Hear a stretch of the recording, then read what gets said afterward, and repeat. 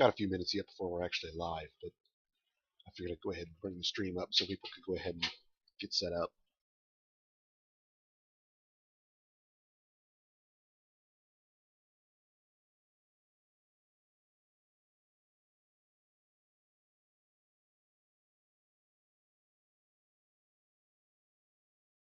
Intro music was pitched right, I assume. Not too loud.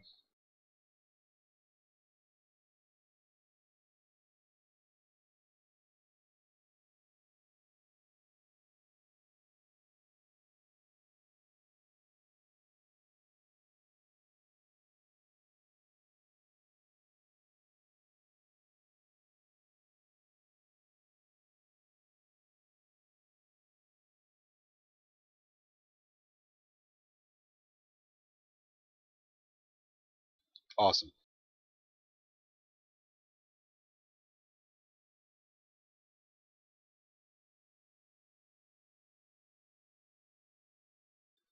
So, as mentioned, for those of you who are just joining us, we'll be picking up from where we left off last night with all the pre-embark preparations. To this morning, we'll just start where we've already arrived at the site, and we'll get started with the actual process of building our fortress.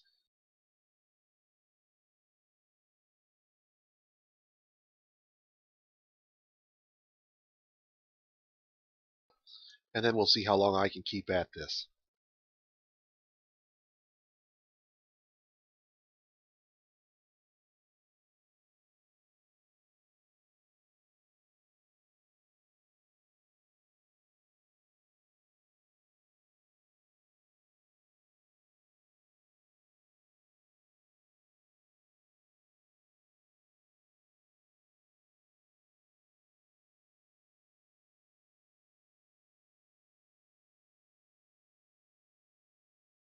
Could have done more discipline skill on a few of them, but for example, the grower weaponsmith was already skill full, so I would have had to have reduced the skill to give him more discipline. Um, More sheep might have been a good choice. That would have given us some extra reproductive capacity early on, where we're probably going to have to wait a year but to get more from the trades. Um, that probably would have been a good one. The other one I might have considered is pigs. If you're willing to handle the additional animals and the potential frame rate hit of pigs, they make a good backup for sheep. They basically double your capacity of everything except wool production right off the bat, and that takes some of the burden off your dogs as a food source.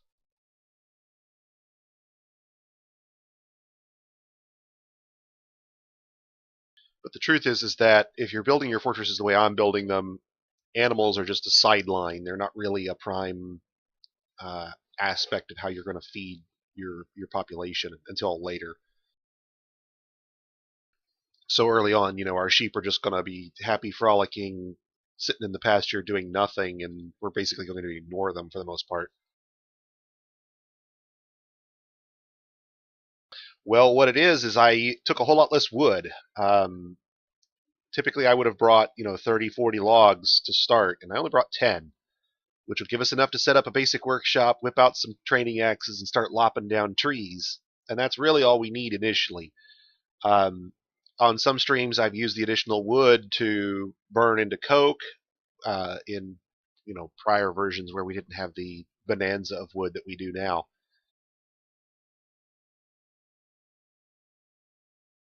Yeah, it's really kind of hard to justify taking 40 logs unless I'm going to a desert now. I mean, or a mountain now where there's no trees to speak of. If I'm embarking someplace that's forested, there's 300 logs sitting within 10 feet of the wagon basically as soon as you arrive. So I mean, you can build an entire fort out of wood. I've demonstrated it in an early stream just to see how fast you could get away with it, and you could just rip through it. If you're building a small fort just big enough to cover your wagon, a little drawbridge, and you can have that up inside a couple of weeks basically, or as fast as you can lop it down and stick it up.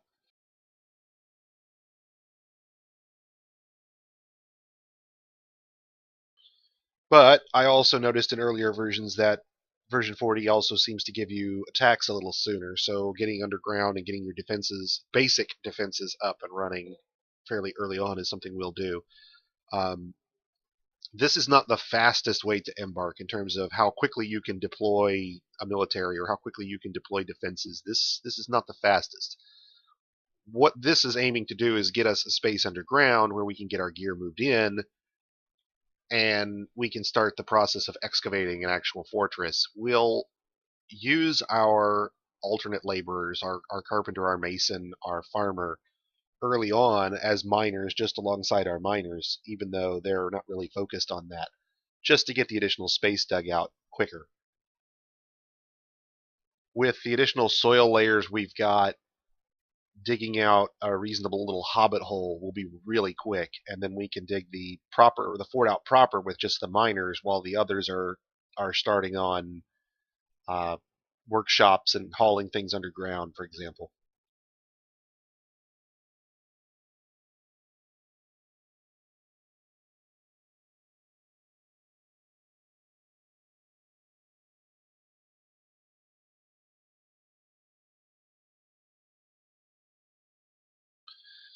And see, I'm thinking that this embark being relatively benign, um, compared to some of them I've done, we'll probably be able to get away without having walls at all, because we'll just simply move everything underground uh, almost immediately and let the soil handle our walls for us. I've done a little. I've done a little. Oh, Zyphi is here. All right, that's one of our miners going to be named. I'll go into that here in a second. Um, I've done the wooden walls thing. I've done large castles in version 40 that you could probably get away with if you were really on top of your labor. But I think that version 40, like version 34, when possible, you're better suited to simply get your fortress underground as quickly as possible, and then work from there, because that basically creates the one entrance, one exit scenario that you're looking for when you build your fortress, when you build a fort on the surface anyway. So we'll probably build a small little gatehouse to handle our drawbridge, but that'll probably be the extent of our surface fortifications initially. And then we can put our carpenter and our mason to work producing things to support our uh, industry further, bins and furniture, for example. No, I'm just getting ready to start, guys. It's 8 o'clock and we're kicking off. So here's the deal. Last night, I did the stream live for all the pre-embark stuff. The things I would do before I actually started playing, setting up my graphics, creating my Embark profile, which I forgot to save, so I'll have to go back and rebuild it. There were several people last night who asked that I name dwarves after them, and if they show up this morning, I will go ahead and do so. But if you weren't here last night and you're not, or you don't show up this morning, well, then I'm going to let other folks get named. So here's how the naming is going to work. If you want a dwarf named after you, you can have a dwarf named after you. All you've got to do is go down there and click that link that says donate to Extra Life and chip in. And you've got to do it in such a way that I can recognize it was you, because otherwise I'm not going to know you were the one that donated. You donate, I'll name a dwarf after you. It's going for a charity, it's a good cause. You can read about it right down there at the bottom. Just scroll down and take a look. But that's how it's going to work. So when the migrants start rolling in and you want to have a dwarf named after you, go ahead and donate.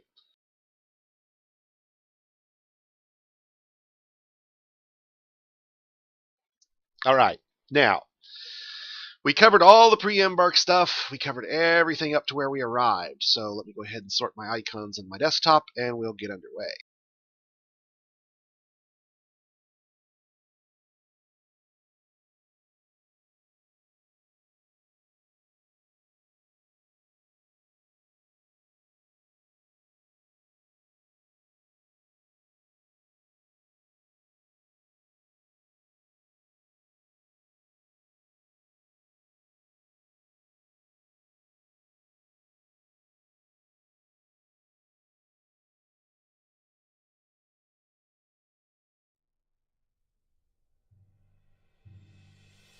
All right.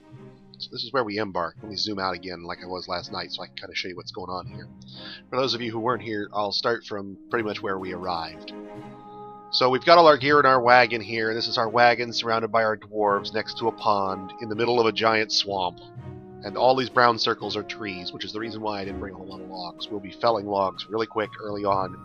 We'll have access to a vast quantity of wood very quickly. This is a stream. This will be the source of our water for our wells. The terrain is entirely flat. There's no slopes or hills or anything here. You can build a traditional dwarf fortress, into the side of a mountain, but for new players, I find it's easier if they just understand that you're dealing with horizontal slices and they don't stop to think about the verticality when they first start. So initially, we'll clear out a space here in the middle near our wagon. We'll dig down a little ramp here and build our fortress kind of in this area, a couple of floors down. We'll dig water access that will bring a well in over in this area further down, and our fortress will basically be a vertical shaft in this area here. That'll be a couple levels down. Last night I used Reveal to show folks how the underground looks without the fog of war in place. So we'll dig our fortress into the first couple of soil layers, just a big hole basically, just a big room, a hall. And we'll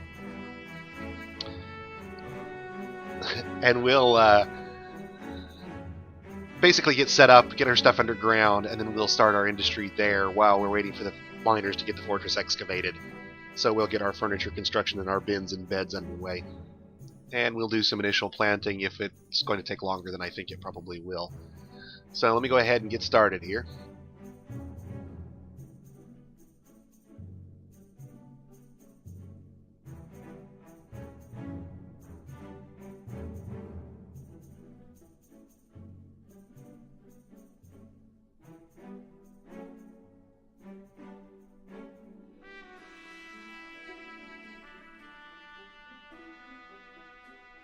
Okay, so we'll start by designating a few trees for cuttings, just this area right here near us. We don't need much. This is a lot of wood right here, believe it or not. In prior versions, this would have only been a handful of logs, but in this version, it's going to be a veritable cascade. So then we'll go ahead and we'll get some constructions built, and what we really need is a chair in the workshop, carpenter's workshop, to use up some of these logs. And we'll go ahead and build that out of that. And we'll build a mason's workshop, again out of wood, and we'll build a metalsmith's forge, and that one can't be built out of wood. So we'll use our sandstone for that, and we'll build a smelter, and that's not under the workshop menu, that's under the furnaces menu. And the smelter's where we'll produce our metal bars. Now, that's all fine and good, except here's the problem. When I query those workshops with Q, you're going to notice that carpentry is needed for this one, and masonry is needed for that one, and that's great, because we've got people with those skills. And metalsmithing is needed for that one, and we've got a guy who has weaponsmithing, so we're good there. But this one needs architecture, and nobody has architecture assigned, which means that nobody will ever build the smelter if I don't do something. And here's where Dwarf Therapist comes in. I didn't take Architect as one of my skills, and I really don't care about it early on because architecture is primarily a source of value, not a source of particular benefit, and value is useful only when you're ready to start attracting attention. Any dwarf can do any job. It doesn't matter what it is, so you just have to turn the labor on. This is the same for vanilla. So all we're going to go through and do is I'm just going to turn architecture on for everyone, and I don't care who does the architecture job as long as somebody does the architecture job. And that way, whoever's available at any given moment can take that job. Now, with architecture in place, we need furnace operating, because that's what a smelter runs. And right off the bat, our mason isn't going to be doing a whole lot of masoning initially. So we'll turn furnace operating on for him. Our carpenter will be able to go to work immediately dealing with wood. Our stonemason will go to work instead as a furnace operator, supplying our weaponsmith, to who will make our picks, who our miners will use. But since we don't have any picks yet, we'll go ahead and turn mining off for these guys and turn wood cutting, cutting on for them. And so they'll cut our wood for us once they have axes. So our carpenter will basically fuel everything. Carpenter will produce axes, these guys will cut wood, this guy will burn our ore, this guy will make our metal, we'll make picks, and then once we're ready, we'll switch these guys back to mining.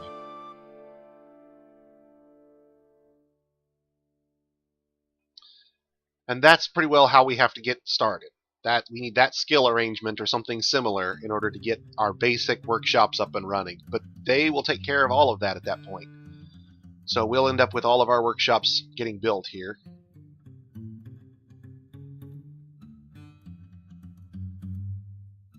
And our mason comes along and builds the smelter, and that'll be the last of it. Now, to get started, we do need a few things. First off, in the carpenter's workshop, we're going to need some training axes. Just like in Minecraft, wooden axes cut trees, so here's your chance. Wooden axes, go to town. Our carpenter will make those. Once the mason is done, I'm going to go ahead and make one armor stand, and I'm going to make, let's see here, I want a couple of querns. We'll use those for later. That's just something I can go ahead and use up the stone when we have it, if whatever stone we have available. We'll need the armor stand to make a barracks, we'll need the querns to mill things, but that's for later.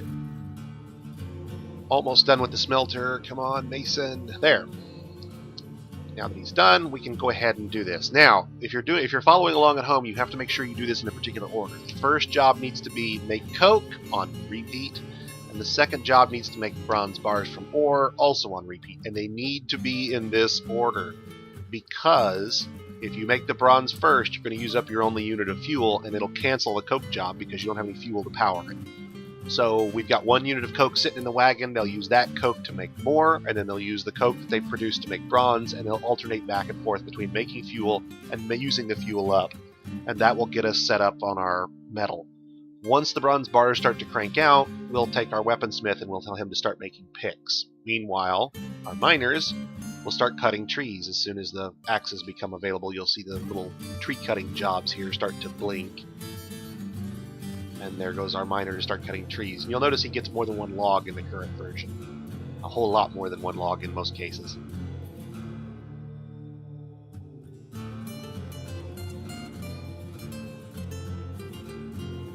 So I only brought 10 logs with me. We've easily eclipsed my 10 logs already.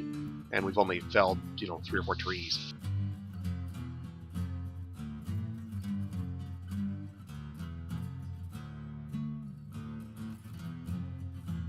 Okay, pause it again here, and I think by now, if I look inside our smelter with T, I'm going to see that yes, we've got coke, but we don't yet have bronze, so I need to wait a little bit longer to get the bronze done.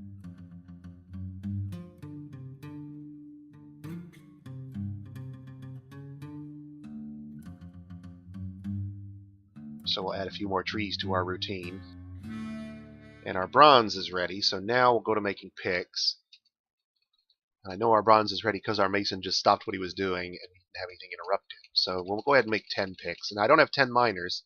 I only have 7 who could potentially do it at start. But at some point, I will probably end up with 10 people mining, just to make sure I can excavate large spaces like tree farms or obsidian casters and other large plumbing things that you might want to do, like pump stacks.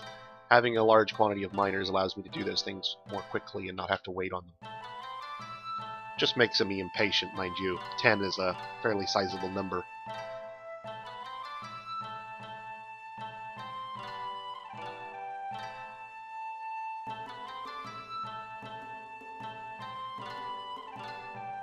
And if I look inside our smith's thing, he's got one of the picks done, but not any more than that. So let's go ahead and talk about how we're going to lay this out. None of this surface construction here is permanent. All of it is going away. None of this is going to stay. I'm just going to move it all underground here very quickly. So we'll go ahead and dig down a ramp, 3 wide. We'll go down another level and we'll dig another ramp adjacent to the first ramp. And then we'll go down one more level and one more. And at this point, we're now into stone. So now we'll start on an actual entrance. We'll make a short, stubby one for now. We'll make a much longer, more complicated, more dangerous, more trapped entrance later. But for now, I just want to get a fort up and running. And I don't really want to focus too much on defensibility just yet. I want to get it up first. Now, right here is where we'll then build our fort down from this point right here. So this little entrance corridor is curved so that we don't have to deal with crossbowmen standing at the entrance and shooting in, for example.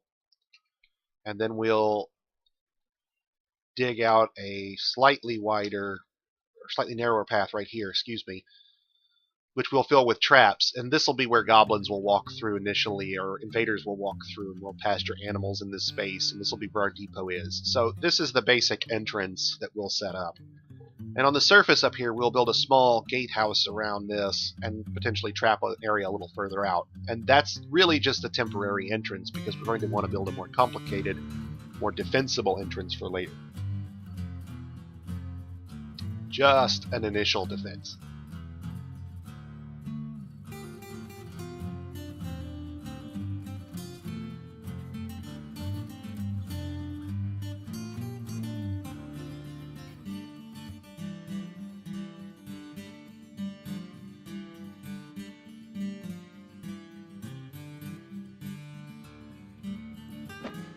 Now, you don't want to go overboard with cutting trees in the current version. The elves will get unhappy with you if you cut too many, and I'm trying to keep them happy initially because they can potentially import all sorts of nice animals that I can use for guard duty. Like giant desert scorpions, or alligators, or giant eagles.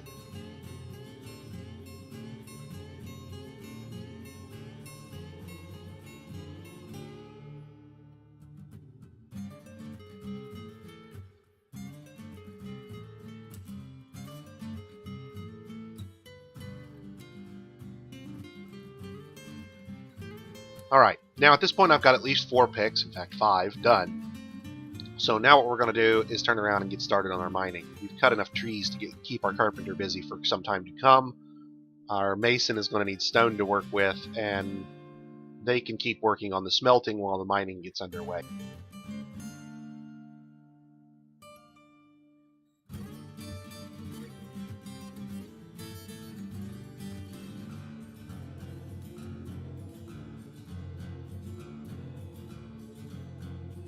Okay, so let's go ahead and get these folks set into their custom professions that I had built last night. Get them doing what they're supposed to be doing on top of those jobs. So my mason is now a mason, and my weaponsmith is now a weaponsmith. That kind of thing. Now, some of these folks have other tasks beyond what their standard jobs would be. I want to make sure I turn those back on once I get them into their professions.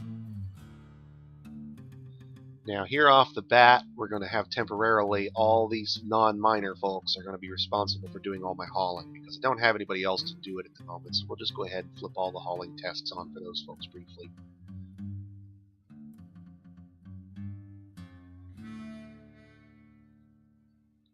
Okay, so now they'll do all the hauling. They'll move stuff around from the stockpiles if we need it. And in the meantime, they'll go ahead and continue with their regular tasks. The miners will grab their picks and they'll start excavating into the soil layer. So here's silty clay, fire clay, yellow sand, and then finally rock. And on this level, we know from last night that there is a large quantity of iron on this map.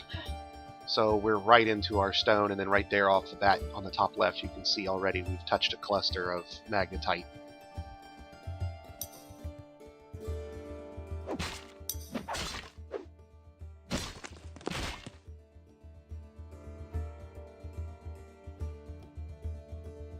And there are saltwater crocodiles on our map, so that's not fun. We gotta worry about those.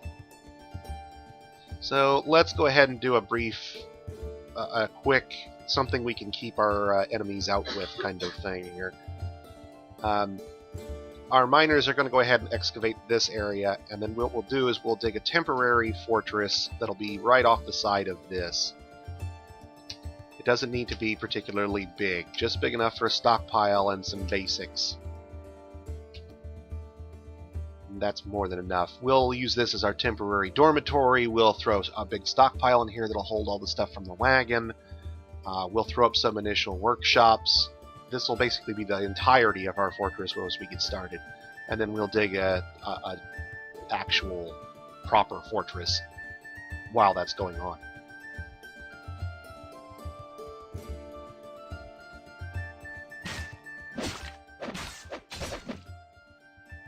combat sounds you hear are being provided by SoundSense. So our carpenter here, or our carp here, excuse me, is being attacked by the saltwater crocodiles. So it's probably a good idea if we start to get folks underground as soon as possible. You can see some crocodiles lurking right here. These may be alligators. Let's take a look. What are we? We are alligators. So they're not the ones we really need to worry about. Those saltwater crocodiles are nasty aggressive.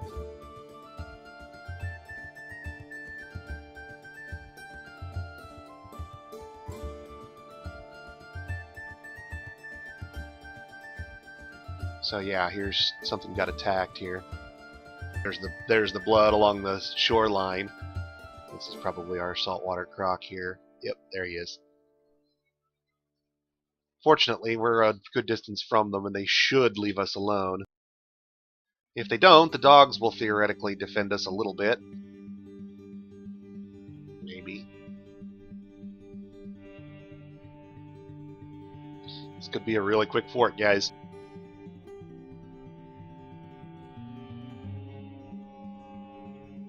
Unfortunately, with the positioning of the wagon, it's going to make it a little difficult for me to keep the crocs out because they can swim.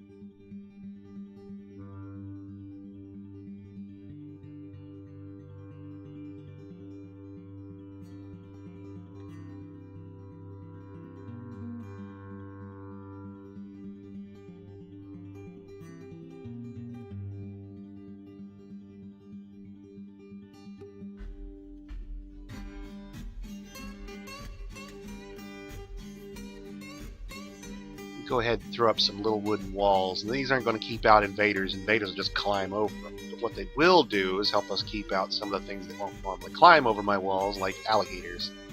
And it'll cut down on the scattering of our animals. You can see the kittens are running around already, which hopefully they won't run too far and get mauled. We'll go ahead and get just a wooden palisade up around this area here.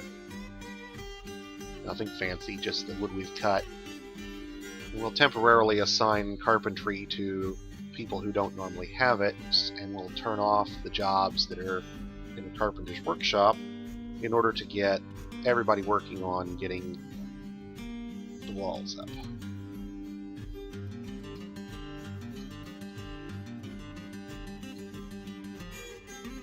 I was hoping we'd be able to get away without having to go quite this broad on how our surface construct right off the start. But that's okay. I did want to make sure we get something around these guys before the crocodiles come after us. Alright, now we need to make everybody into carpenters temporarily so we can get all those wooden walls built.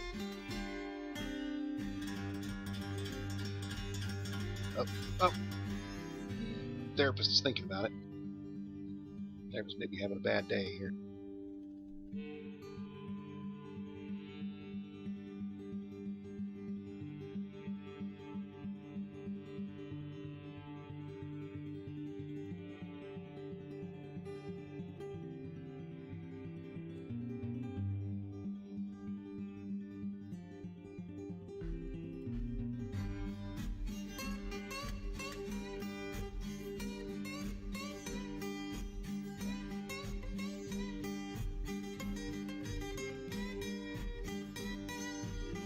Okay, there's no jobs in the carpenter's workshop right now, so we're set.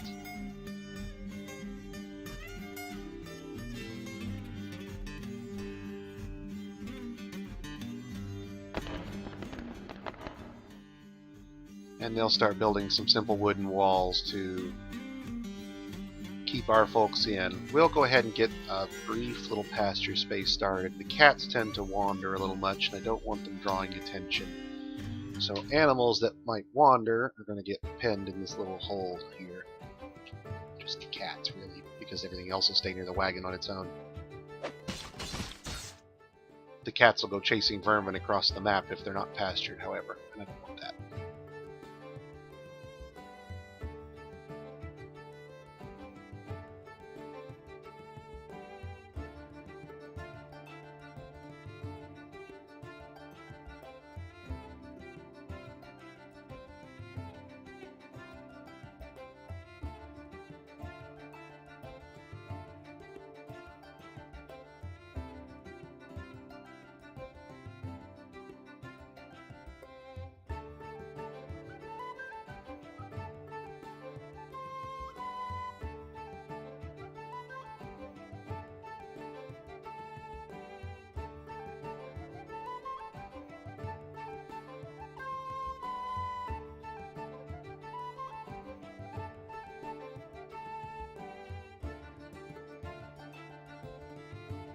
cat's going to get it.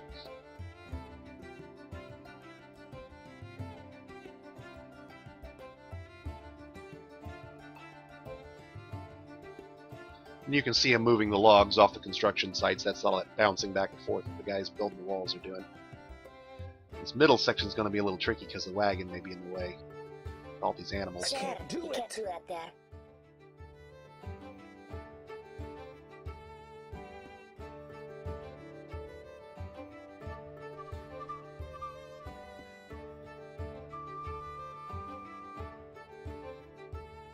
So we may have to unsuspend this job a few times until somebody can get it done. There we go. Now we just got one little section on the south side there.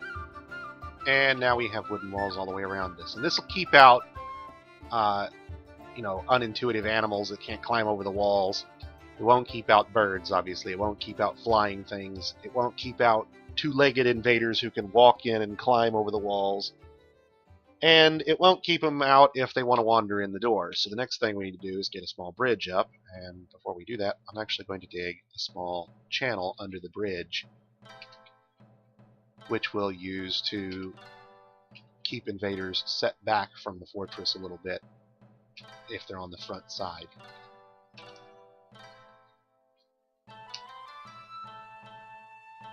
Again, this is just a temporary defense, so I'm not going all out. This is not the final construction. We'll eventually even close this entrance off and use only the primary entrance we're going to create later.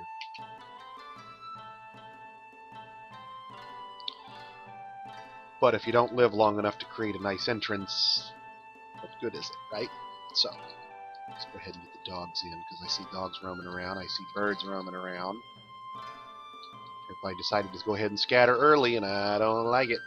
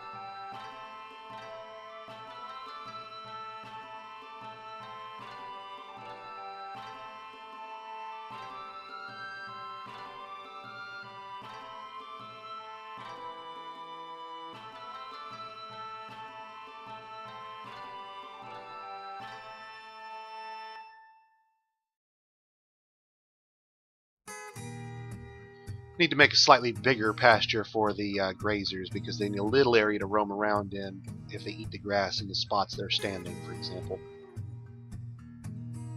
Since we winged that pond, it'll kind of flood out and spread out through our area here. That's okay. I think it'll end up being too shallow to drown anybody anyway.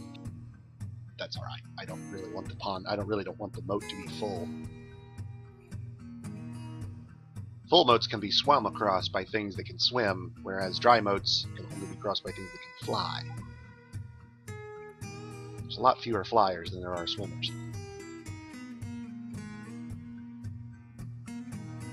Sadix, I saw your donation, man. As soon as I get a migrant, you got one. In fact, speaking of which, let's go ahead and do that now. So I have my list from last night, but it looks like so far I've only seen 2 people show up. So, yeah.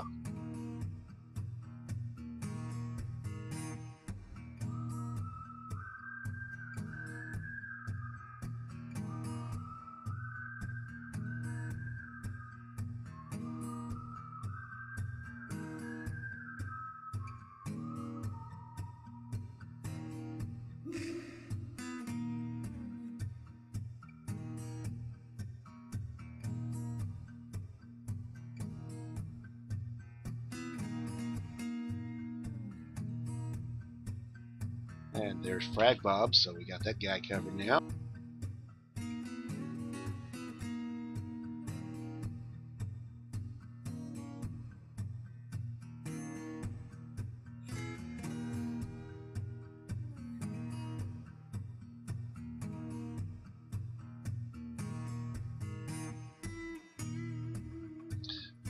We will use circles, but this is not our fort. This is a hobbit hole. This is a small room where we'll stick stuff until we have a fort. This is a closet.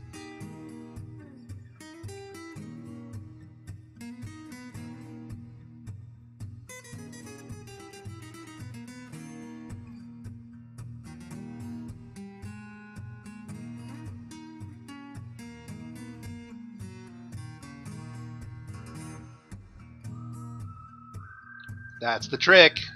I gave you guys one for free. See, all the folks who come in this morning, if they want a dwarf name after them, they've got to donate, and they've got to do it in such a way that I can recognize them so that I can do the naming. You guys who showed up last night got free dibs on getting one for free.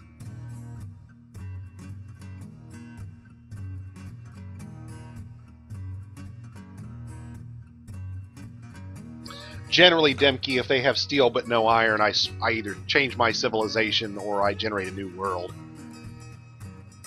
You can play that way, but I wouldn't bother. 300 for an anvil to start is a really annoying thing. It's like 3 times the cost of the basic anvil.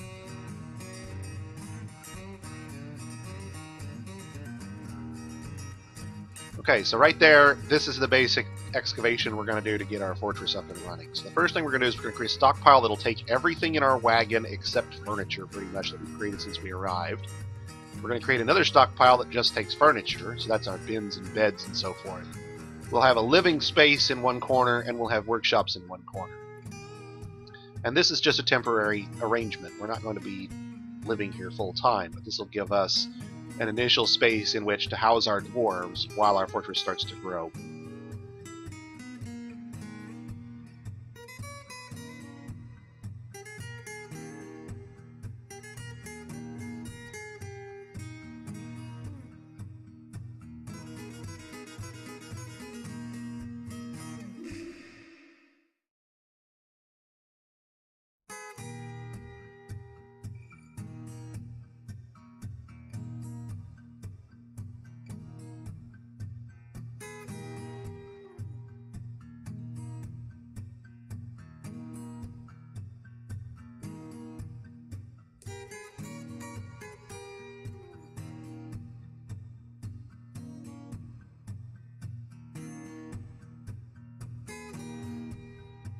And we probably won't use all of these things that we're building, but I need to have them up and available in case I want them.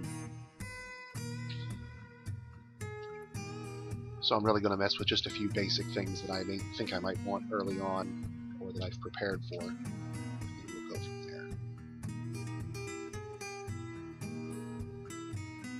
And those workshops right there will give us the means to theoretically build a military early on. Voyeur to build crossbows. I need to get a wood. I need to get a craftsman's workshop to make the bolts, but then we've got a butcher to get skins, a tanner to make them into leather, and a leather worker to make quivers. And with quivers, bows, and bolts, you have a military.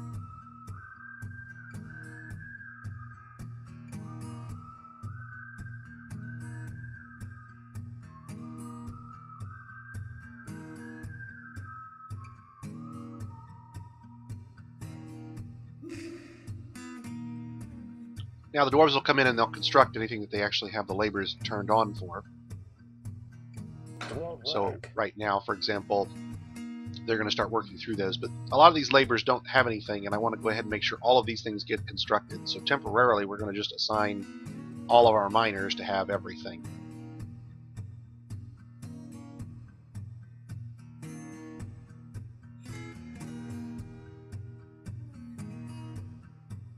And they'll literally build our fortress for us.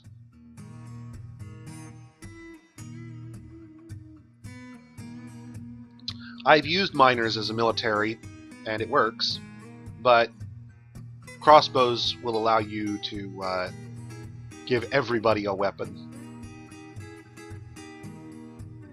And what you lack in quality, you can easily make up in quantity.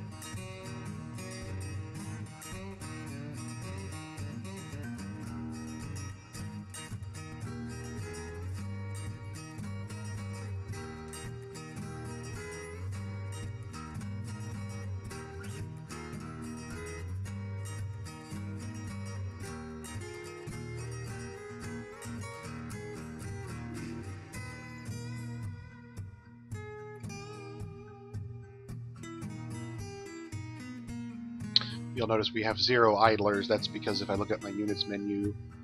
Oh, I forgot fishing. Damn it. Forgot that they'll go ahead and fish if they have that labor. That's the highest priority of all. Damn it, guys. Quit taking a break and get back to work.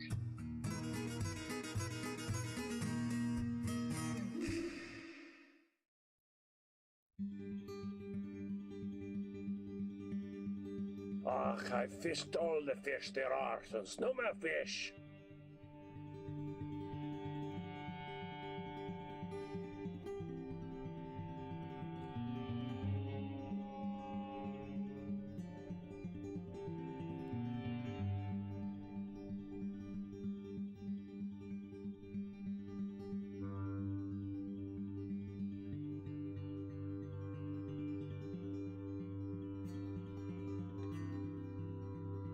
I can't do it. I just can't.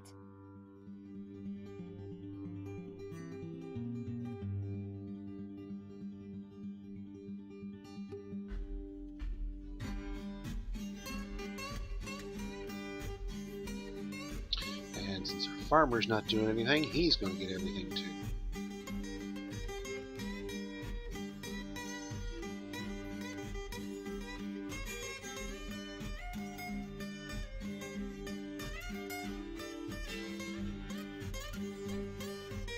Need to get these workshops up.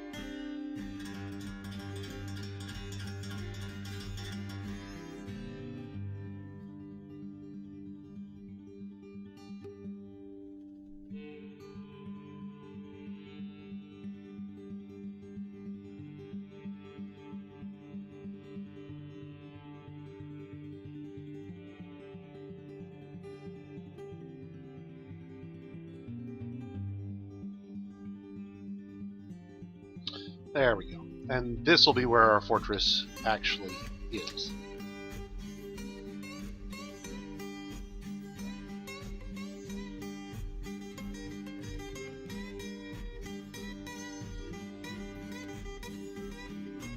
We will dig a temporary access for dwarves to take a shortcut through here because I don't want to have to dig out this giant entrance just yet. I'll lay it out because I need to know where it's going to be. But we'll temporarily allow our dwarves a shortcut.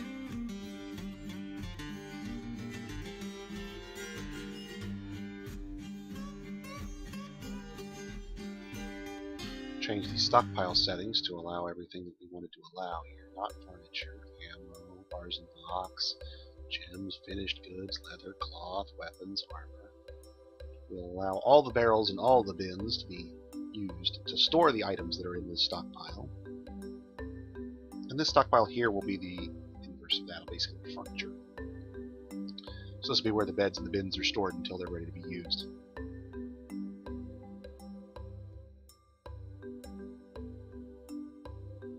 Oh, and I need to turn the miners back to doing just mining because I want them occupied.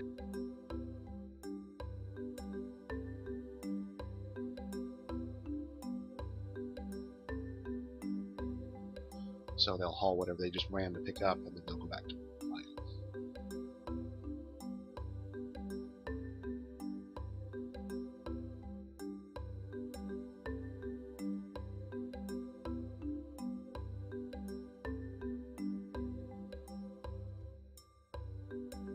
Spider-Man silk, huh?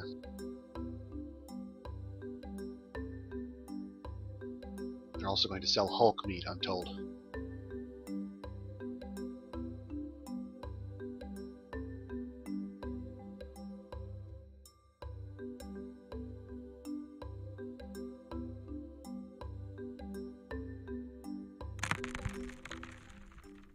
And there's the second iron ore for our Fort Hematite.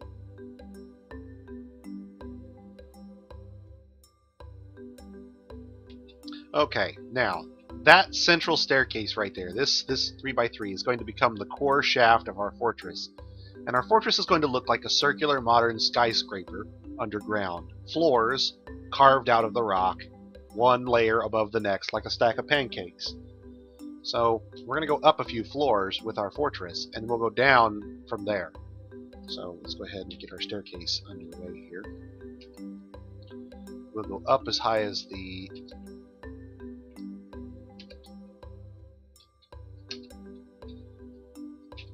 fire clay layer, and then we'll go down a few levels to give ourselves enough space to work with. So down about, here will do. Now keep in mind, since I modified the default settings, I've got a little contiguous area above the first cavern to work with. And our miners will start down the staircase, and they'll go down before they go up, so they'll actually mine out all the way down first. And then we can come back and mine out floors as we need them.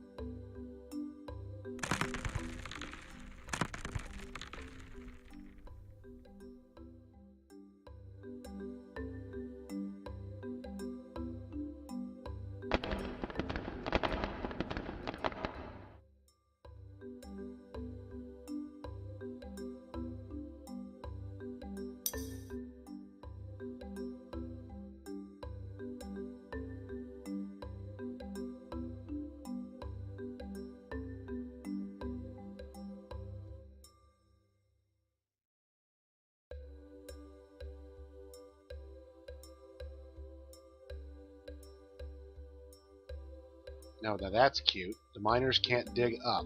Since when?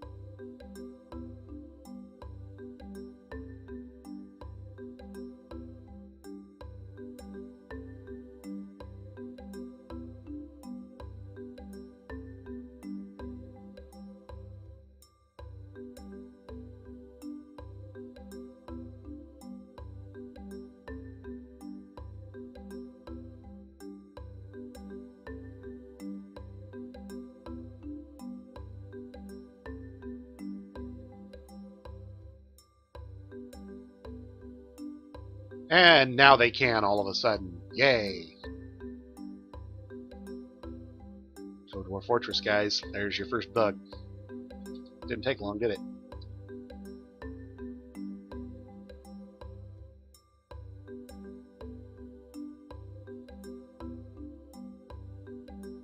Alright, now that we've got an area dug out in the soil, let's go ahead and get a couple of more floors dug here.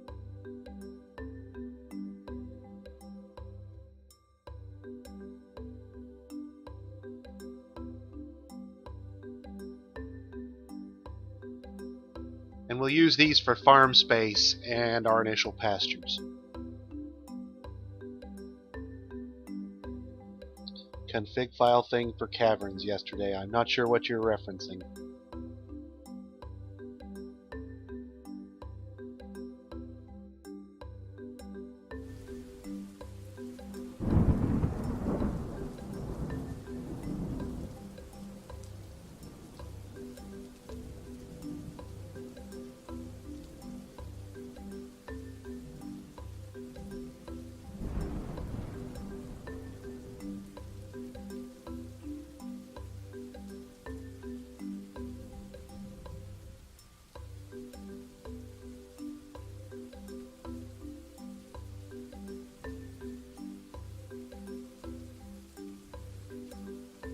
No, not that they can't show up as high, but that I'm guaranteed a larger number of layers between the surface and the first cave. Yeah, all the Z levels between, Z levels above in the config files. We covered it yesterday.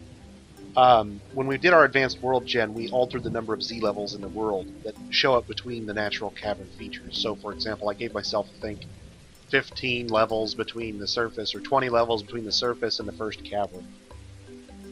And that's the reason I know I can dig down a fair bit without hitting a cave.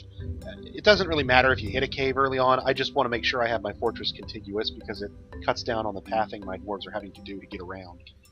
I just do it to mitigate the frame rate hit, really. There's nothing that would stop me, for example, from running a shaft directly through a cavern and just walling it back up as I go down.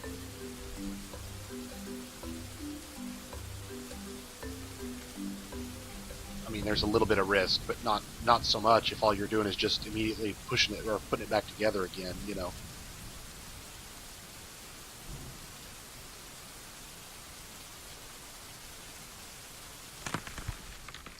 This floor here will become our depot floor, basically. We'll use this for trading. We'll also use it as our primary food stockpile. Raw food, mind you, not prepared food.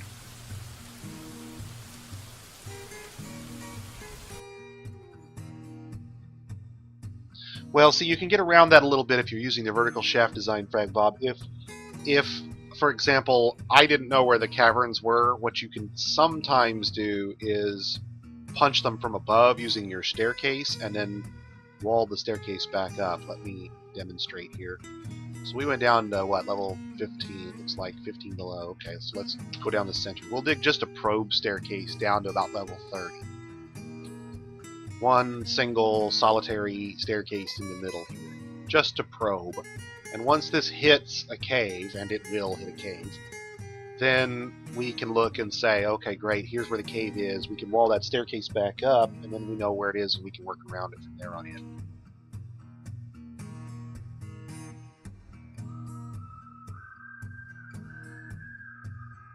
This will also start plant growth on my soil areas when we hit the cavern, so I need to go ahead and get the farm plots designated where they're going to be, because we're going to want to make sure they're in place.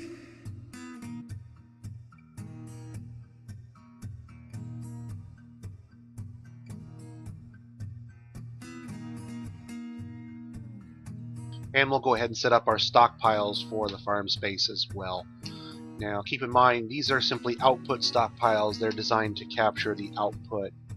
This is an input stockpile, and this is a feeder stockpile. And I'll go into what I mean by that here in just a second. So first, we're going to start with this inner stockpile. He is designed to hold nothing but food, but not all food. We just want him to hold plants. So we'll permit any type of plants to be dropped here. And we'll even allow them to do barrels if they want. That's fine with me. Now that stockpile is just a temporary holding station for plants. They'll get moved down to the main food stockpile later, but I don't want the farmers taking food all the way down to the bottom of the caves. I want them dropping it off here and going right back to work on the farm, so let somebody else move it from here to the actual storage area. Now this outer checker pattern here, right, this stockpile in this middle of the ring, if you will, is also going to be a food stockpile, but it's only going to hold seeds, and in particular, it's only going to hold underground seeds is normally what I would only hold, but I noticed that the new seeds for all the different 1,000 billion types of plants have completely drowned my normal seeds here, so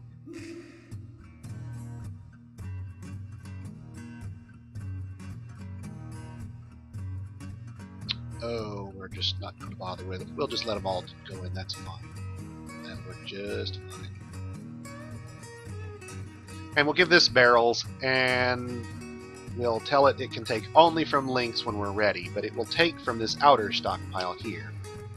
This outer stockpile will only hold food, and it will also only hold seeds. There's a reason why I'm doing this. It seems like a really roundabout thing. Why would I have a stockpile that takes seeds and gives to a different stockpile that holds seeds that's right next to it? And the answer is, this works around a problem with hauling in the current version. Here's what will happen if I didn't do this. My seeds are going to be stored in a barrel, and somebody's going to want to plant.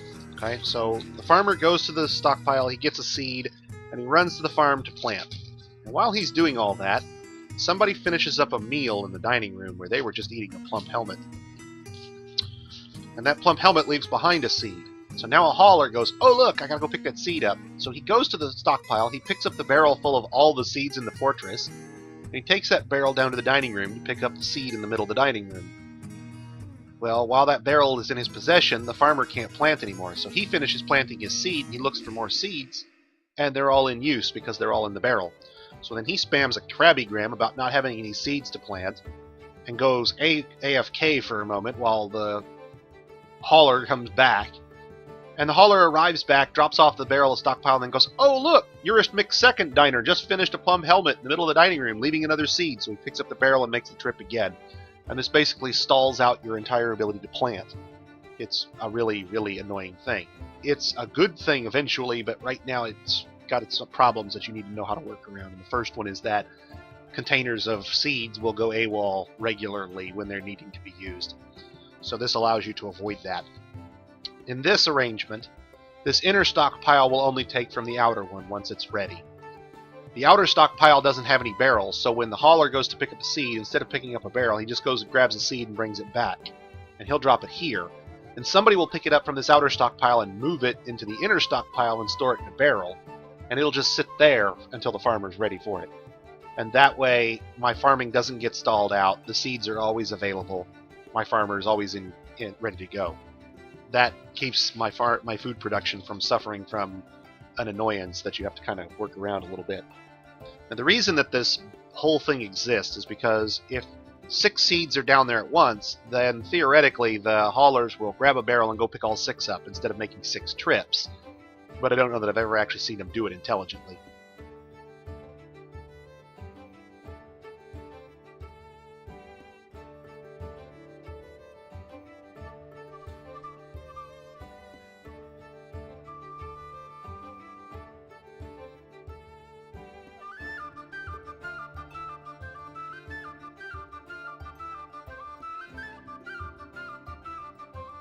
He'll finish moving food into the stockpiles, if he hasn't already.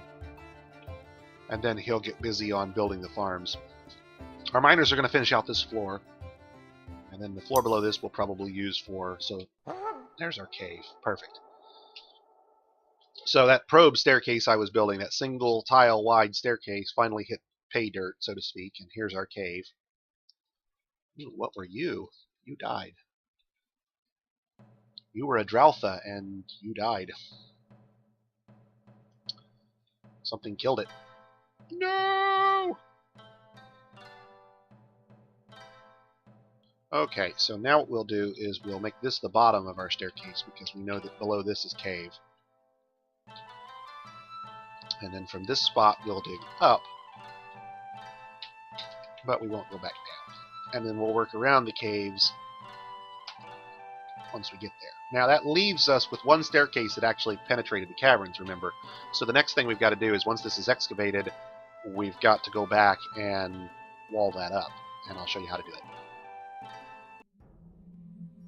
Summer has arrived.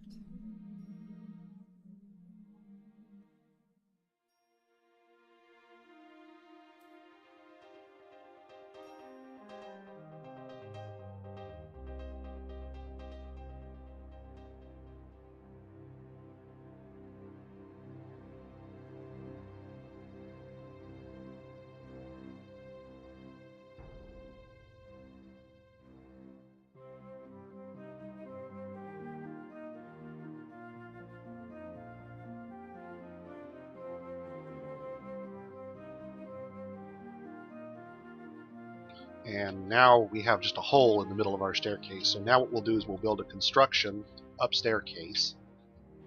There's no staircase there at all now, so now this staircase will then make sure we use something that's not sitting down in the caves, because otherwise it'll never be built. And someone will come along here momentarily and build us a staircase. And that'll wall off the caverns from our fortress, thereby sealing it back up, basically, and keeping us safe from anything until we're ready to deal with it. But what it did do is puncture a hole in the caverns. Unfortunately, it looks like this cavern is actually a sporeless, no fungus cavern, so this doesn't count. You have to go further down.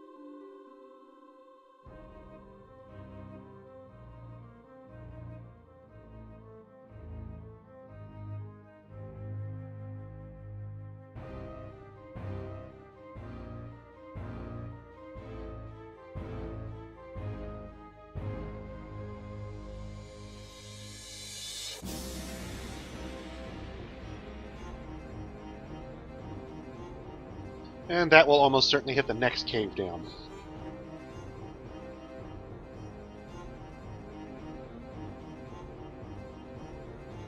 And we'll repeat that trick with each cavern as we go.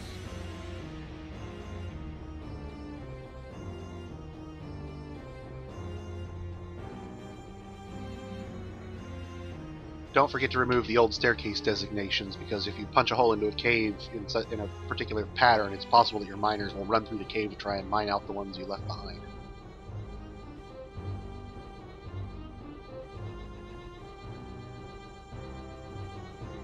This bottom round room here would probably be a good candidate for a lower level barracks for cavern expeditions, for example.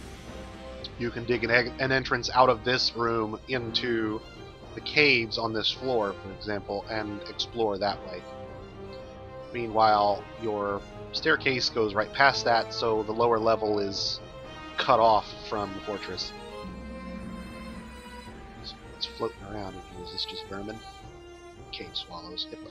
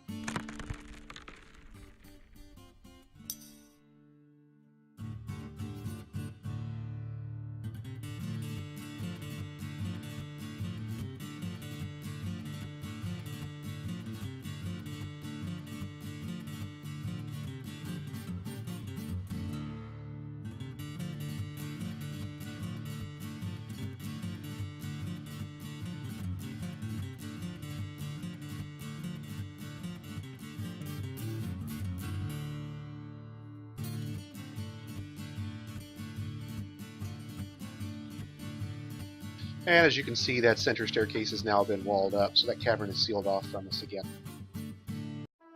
This cavern has fungus on the floor, you can tell because of the colorful pattern here, with mushroom trees.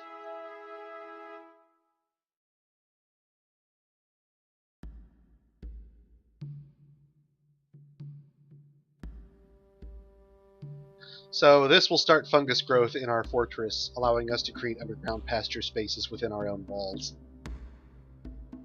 We can use the water as a source of water, and if it actually goes off the map, which it doesn't appear to, unfortunately. So that's just a lake if that doesn't refill. If it actually touched the map border, then we would have an infinite supply of water there, but right now it's just a really big pond. Okay, so you'll notice that in this case we actually hit right on the edge of a wall, so they're going to actually try and go even further down here. I don't really want them to. So we're going to go down a couple of floors and I'm going to actually turn that off.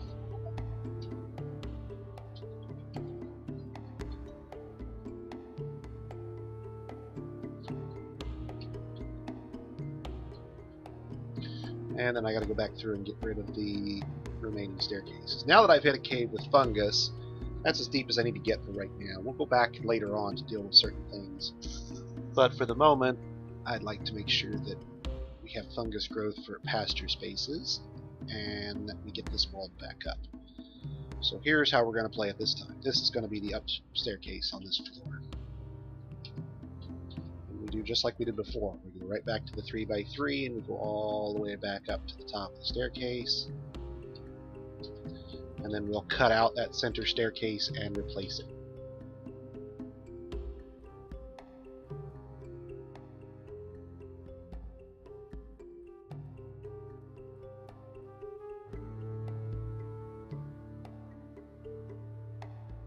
And you want to make sure that if you're dealing with the caverns in this fashion, that you focus on getting them dealt with quickly. You don't want to leave these routes open and undefended any longer than you have to. There are potentially things in the caves. Let's see if we know of any. There's a giant cave swallow roaming around out there somewhere. I don't know what floor it's on or where it's at, but it's out there. And so now we've done that part, we can go ahead and dig this out as a channel.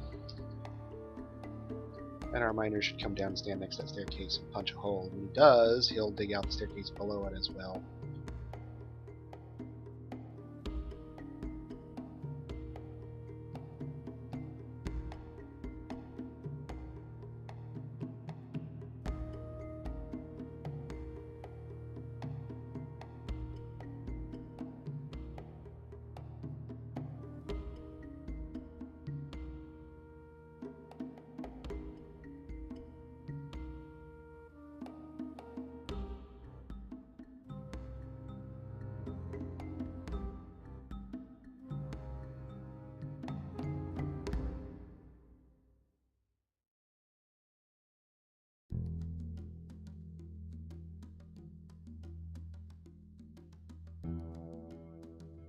Not sure if I can build an upstairs above that one. We can try it. And if it doesn't work, we can get around it. If that goes to being an upstairs, then we're in business. If it goes to being an up-downstairs, then we'll have to drill it back out and replace it with just a floor.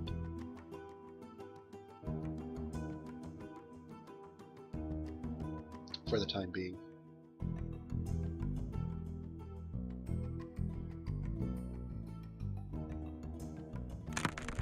What's our mason up to? Well, he's storing stuff.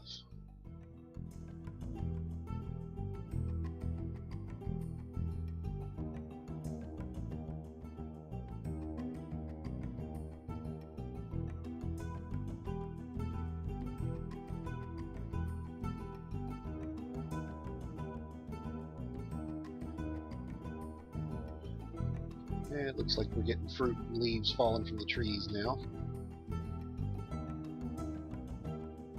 Nuts, maybe? Nope, flowers.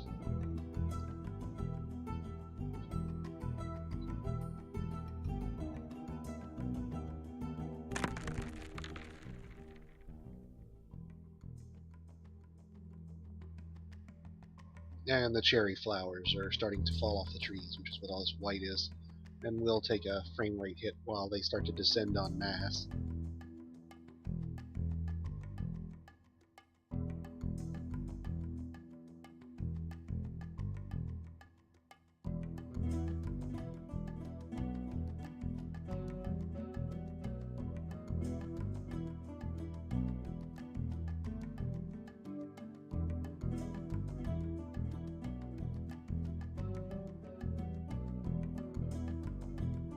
Okay, so let's get our fortress sealable. The first thing we do then is make a couple of mechanisms. You'll need a couple, but I'm going to make about 10.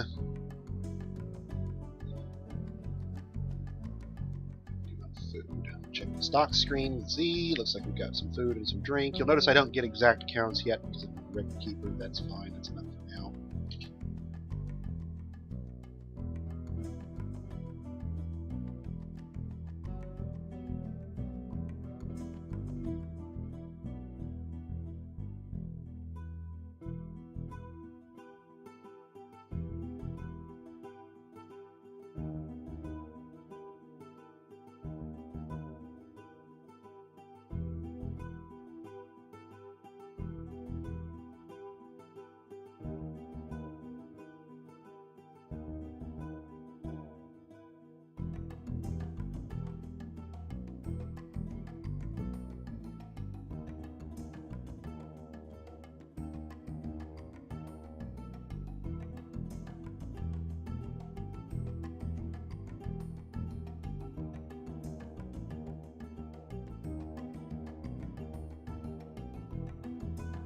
Okay, now our miners are looking for tasks to do, so let's get them occupied.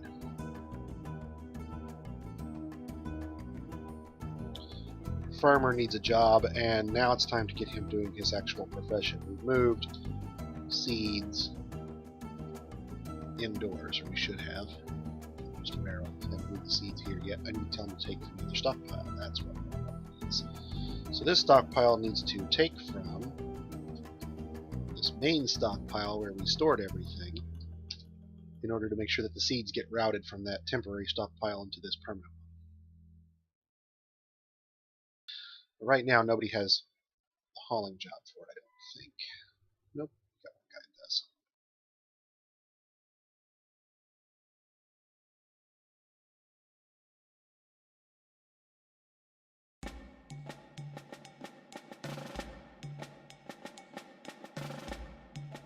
And as you can see, they've started to move seeds into the seed stockpile here for us.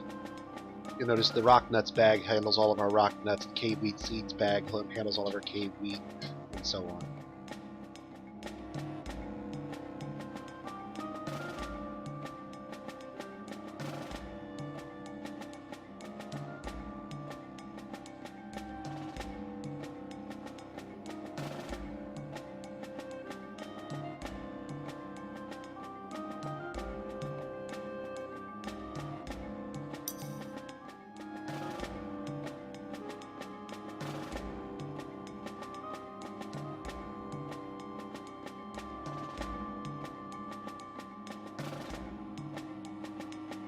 Okay, now that our seeds have started to arrive, let's get our farms set up. So we need to tell them what crops to grow, and one of these will grow plump helmets year-round. This one will grow quarry bushes in 3 seasons, and dimple cups on the last. This will grow sweet pods in the spring, pigtails in spring and fall, and dimple cups in the winter. And this one will plant sweet pods, cave wheat, pigtails, and dimple cups. That gives me 3 crops worth of pigtails, 1 of cave wheat, 2 of sweet pods, 3 of quarry bushes, and 4 of plump helmets. I can get away with seeds in barrels because of the arrangement. That's the only way it works. You have to have a stockpile that only takes from piles. So this one's only going to take from links, which means that they won't take the barrel to the seeds. They'll take the seeds to this pile, and then they'll take the seed from this pile to that pile, but they won't move the barrels to go pick up, which is what will avoid the logistics problems that the hauling changes that came with version 34 caused. The order of the day in Dwarf Fortress is logistics and management, so you can expect to have to do things like chained stockpiles where one stockpile feeds to the next. That sort of thing is de rigueur for the game.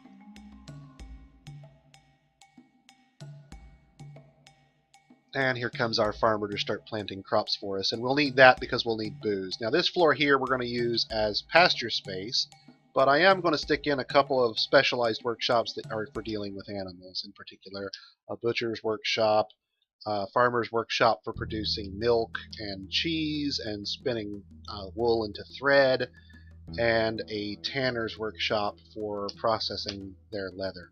Now we'll expand this floor a little bit later on. This area isn't really big enough for more than a handful of sheep. We don't really have very many yet. And as soon as the fungus grows up here, so that we actually have something they can graze on, we'll move the sheep into this area and they'll be underground. This area is going to be our primary food stockpile, so let me go ahead. And I mean, when I say food stockpile in this case, I mean raw food. I don't mean prepared meals. I mean plump helmets that were just picked kind of stuff, and meat and fat and stuff that hasn't been dealt with. So this is going to take everything except unprepared fish, because I'll deal with those differently. I don't want drinks in here. I don't want seeds in here, because those have stockpiles of their own. And I think I don't want miscellaneous liquids, and I don't want extracts, because those have, except for dwarven syrup. And these oils, which I think are probably edible oils. These 2 aren't edible, and so I'm leaving them out. Likewise, the pressed cakes are edible. Flowers, leaves, plants, eggs, meat, fish, all this stuff is edible meal material, basically, that our kitchens will reuse and our stills will reuse. And we'll take barrels. This will take only from links. I don't want this taking from anywhere else. The first thing it's going to do is it's going to take from that temporary stockpile, just like the other one did. And so it'll pick up all the fish that we had and drop it in this stockpile there. And the same process is going to repeat over and over again. I'm going to dig down, I'm going to get an input stockpile, I'm going to set it to take only from links if I don't want them dragging the containers around, and then I'll set that to take from this temporary stockpile that we created when we first started, so that gradually as new areas open up, the materials are getting pulled from here into the fortress proper.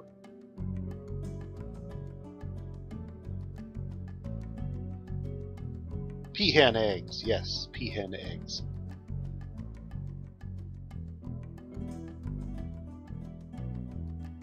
So, in addition to our pasture spaces, we also need to consider that I'm going to want to have a spot for birds. And in this case, I'm going to actually do the birds right off the main food stockpile.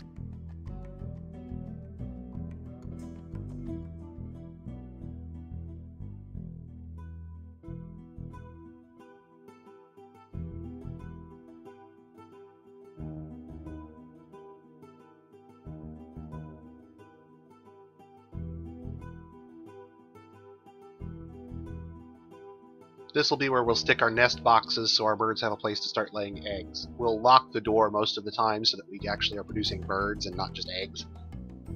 But once we have a suitable population, we'll actually start doing some churn.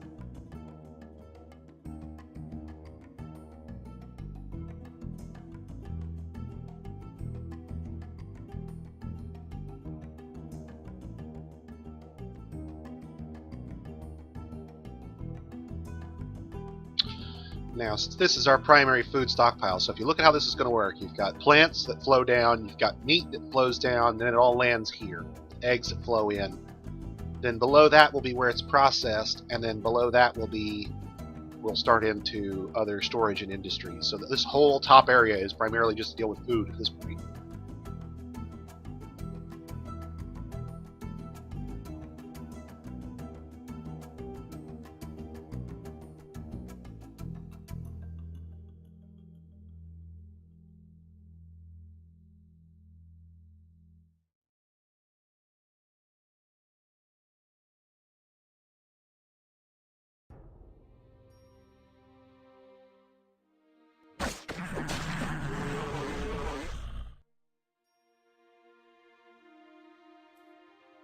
And that's why we walled up our caves.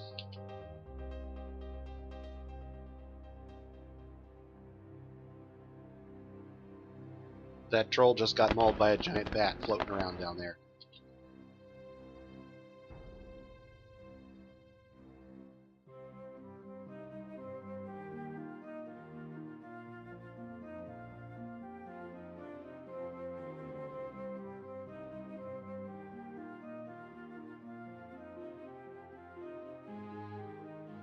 Could have been a dwarf, but we weren't there to have it happen.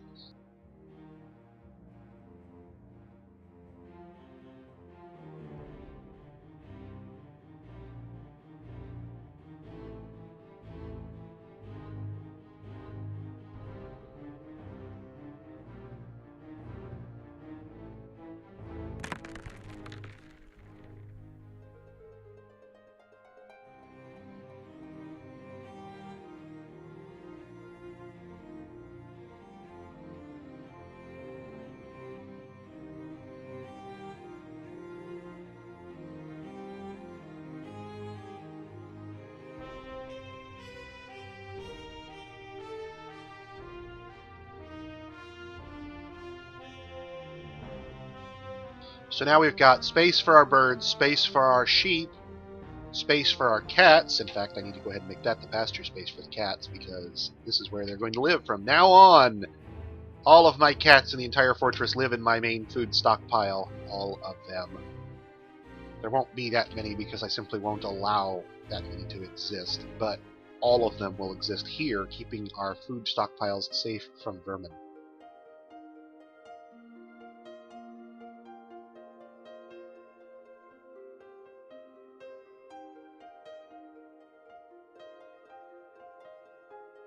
Now any kittens that are born would be born right, or they won't move. They'll just be stationed right there permanently.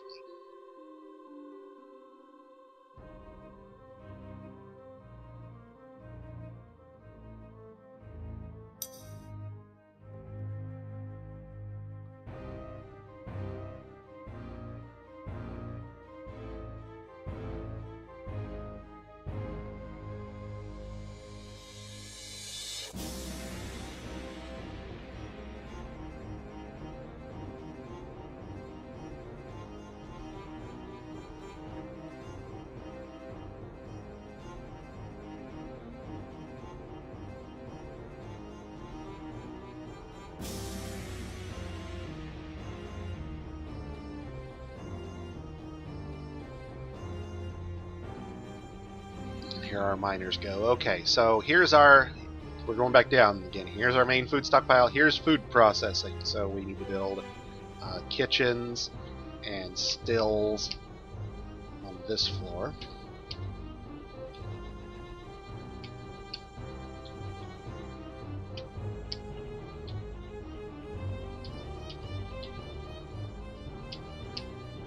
But we'll also build some farmers' workshops for processing plant fibers and such. And on the floor above, we'll dig a small annex. It doesn't need to be very big. Actually, won't even bother with the annex. I'll just chunk out a couple of spots here on the floor.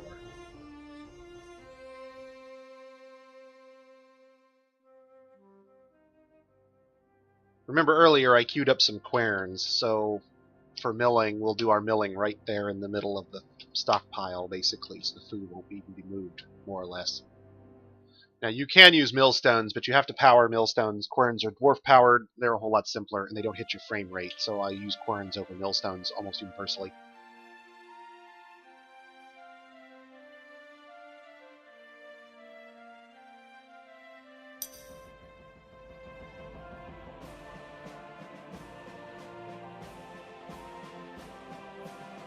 So there's our food storage and processing, and then right below that will be prepared food storage, and this will be dining room and drinks and statue garden. So this will be where our drink stockpile starts.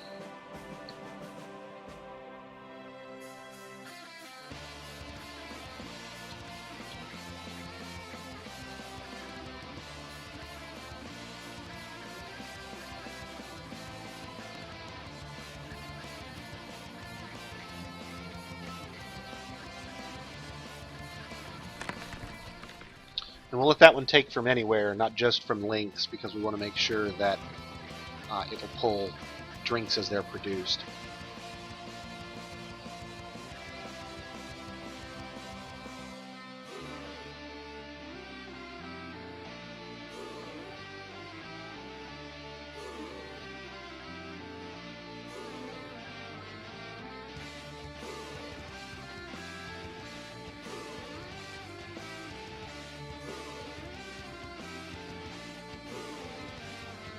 Okay, and this will be where our dining room goes. Drinks and statue garden. This will become our hospital. I keep the hospital fairly close to the dining room. Dwarves will spend a lot of time in my dining room, and this keeps them nearby to the hospital for feeding patients, for example. The food, the drinks, the patients, the water, all of this stuff is going to be very closely proximate to the There's some more dwarfs dining here. room.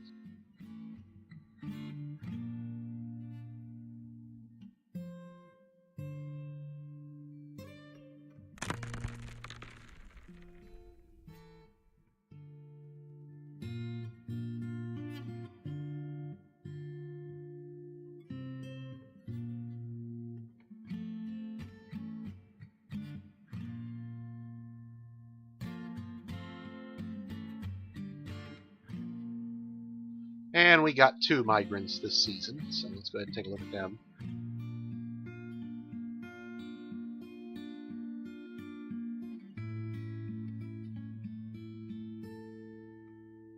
All new migrants to the fort will start as haulers, and I'll promote them out of the hauler corps once they have some sort of useful skill I care about. I.e., this guy is a miller. Miller's not enough to get you out. Fish cleaning? Nope. Weaponsmithing, on the other hand. Weaponsmithing gets you out of the hauler corps.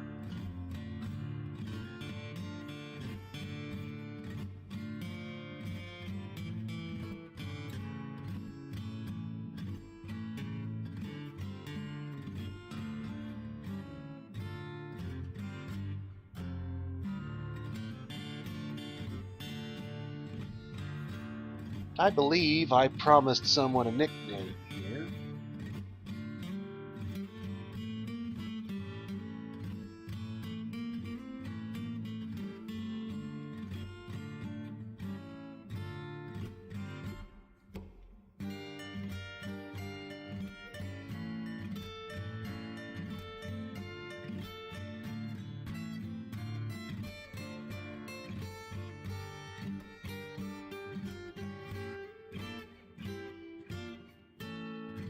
And since we now have someone who's better at weaponsmithing than our temporary weaponsmith, we can just go ahead and put our weaponsmith back to work doing nothing but farming. So now we have our specialists a lot more closely aligned.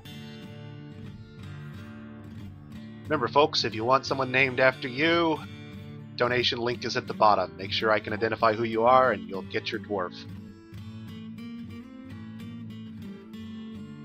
Limited time supply, can't guarantee you'll survive.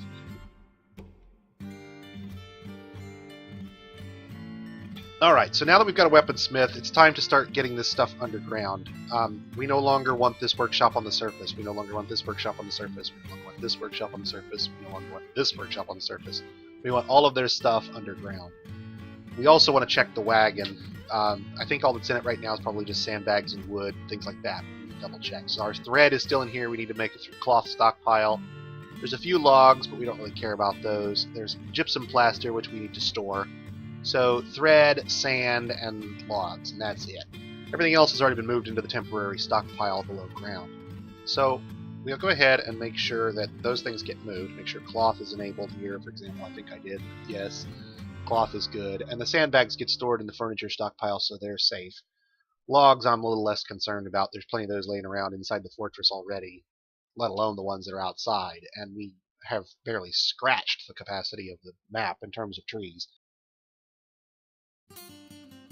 We will be making weapons comparatively soon, actually, because when I did reveal last night to show people how things were laid out, I know this map has coal in addition to iron out the yang, so there's coal right there, and coal plus iron is iron weapons. So right away we'll go straight into iron instead of dealing with more bronze than we already have. And then once we hit the marble down way below, we'll start looking at going into steel instead. But to get started, you'll be cranking out iron weapons for us, don't worry. I just need to get the space cleared out now that I have a weaponsmith I can really devote to it.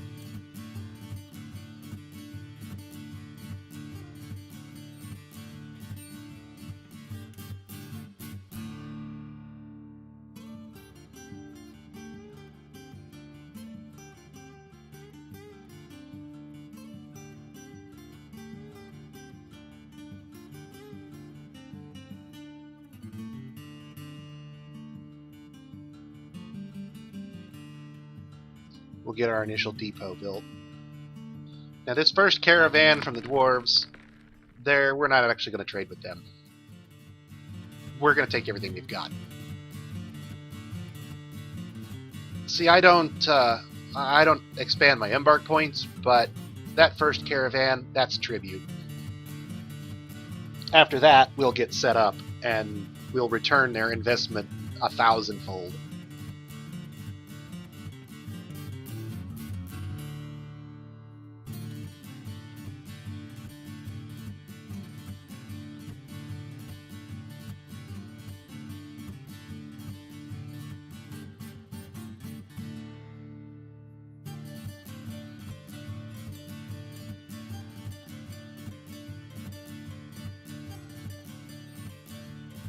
And so now we've started harvesting plants. I'm going to turn on only Farmer's Harvest to make sure that my farmer is getting the skill from the harvesting here. That also frees up other people to do more labor. So let's see, our miners need something to do, and our smith is looking bored. So let's get our smith doing something useful, moving everything underground.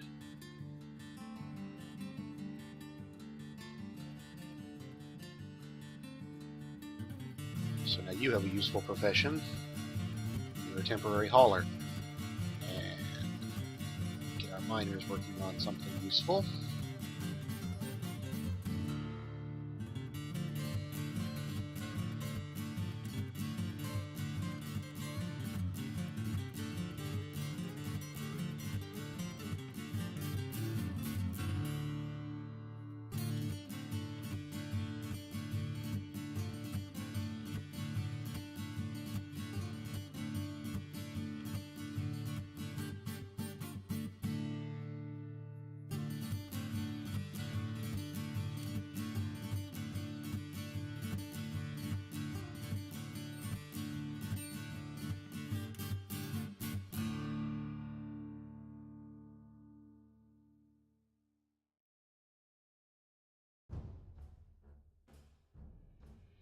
Only prepared food plus barrels. Then this is dining room, drinks, hospital.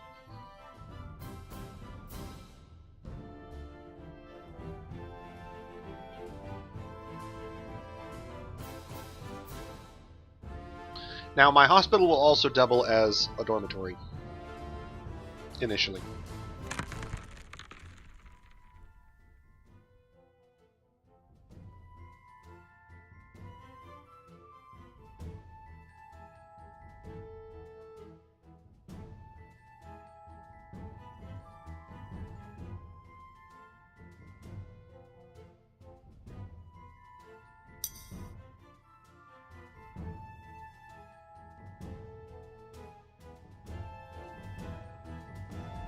And we're back down to 0 idlers, so I've pretty well done everything I can do for the moment.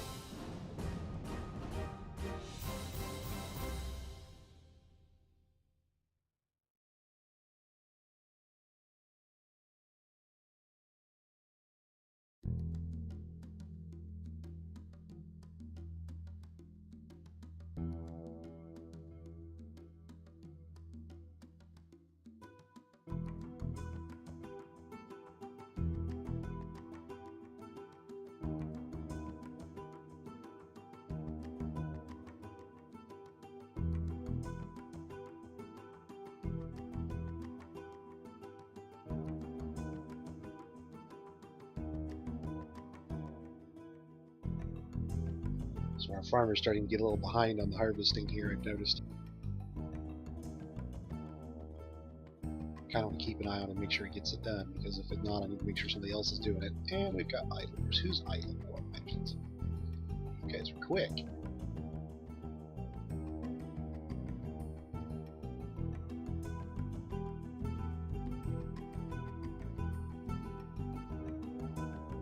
Alright, so let's talk about our well.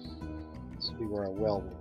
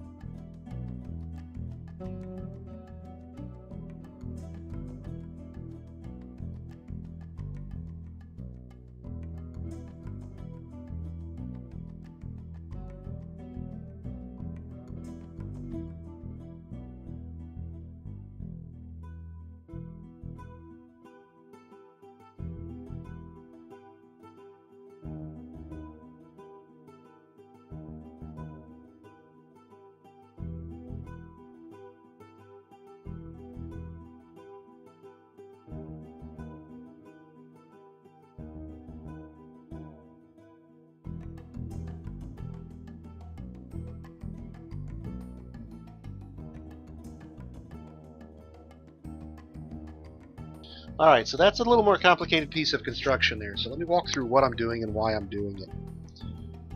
First off, this is our hospital. It's the primary source where people are going to need to come for medical attention, and when they do, any washing of their wounds that occurs is going to need a fresh source of water, i.e. a well. So having the well adjacent to the hospital is convenient for the doctors because it means that they're running a shorter distance between patient and well to get the water. Now, when you dig a well underground, you need to be aware of pressure. And again, the Dwarf Fortress Wiki has an excellent article on how water pressure works. But here's the short and skinny. This square area here in the middle is our well body. It's where our water will be stored. So we've got a fairly sizable water capacity. Not enormous, but enough. Water will come in from the left-hand side here. This will be where we'll build a floodgate. This is called a pressure regulator. This is our down that leads into our what's called a P-trap. If you look under your sink, you're going to see a P-trap. It's a U-shaped pipe, kind of like the upper bracket of a P, without the back piece. And what we're going to use it for is we're going to drain the water from the river down this channel all the way to the bottom, across, back up through a grate at the top of this staircase to filter it, through a pressure regulator to keep flooding from happening, past a floodgate in case we want to turn it off, into the well. And that's the plan. The well will then fill to this level, no higher. All these levels below will fill up, and the bucket will only have to descend one level to get its water. It will be fresh because there's adequate space below it, so no mud at the bottom of it. We're not dropping it right in the bottom of the well, for example. So this will give us fresh, clean water directly adjacent to our hospital. Now, water's really only useful if you're using it for your patients. You don't want to be having your dwarves survive on it. That's what booze is for, so we do need to keep an eye on our booze stockpile, which is starting to get a little on the low side. 20 means that only 2 dwarves can be drinking at a time. And we've got plants back stockpiled up, so let's go ahead and brew some booze to make sure that we keep our supplies adequate. Now I noticed that none of our stills have been created, and the reason is of course because the only guy who has the brewing labor to build the stills is incredibly busy doing all the hauling and other stuff. At the moment he's building something. So nobody has brewing at the moment, and right now I'm not worried about getting the brewing done. I'm just worried about making sure I have the brewing area constructed. So we'll temporarily give it to everyone. Brewing is one of the jobs that's not affected by skill, other than perhaps speed. So allowing everybody else to get these brewing areas set up means that they'll be set up fairly quickly because whoever's idle will come along and do it.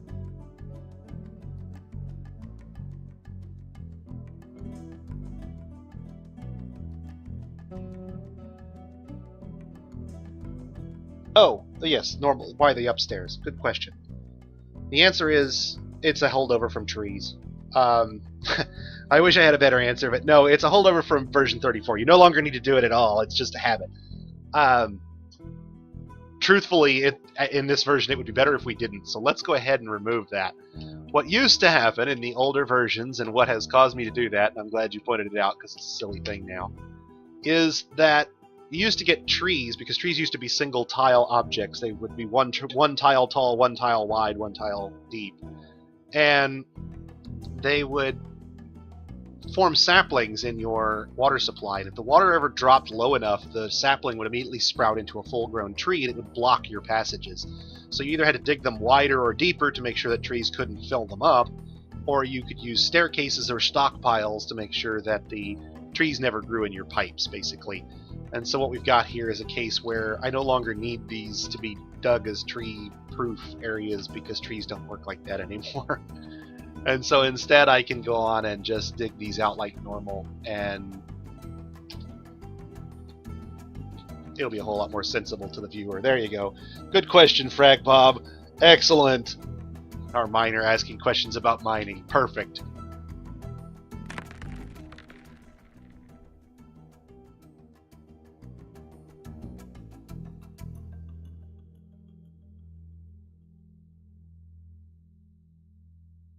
And I'd never stopped to consider that I was still doing it in version 40.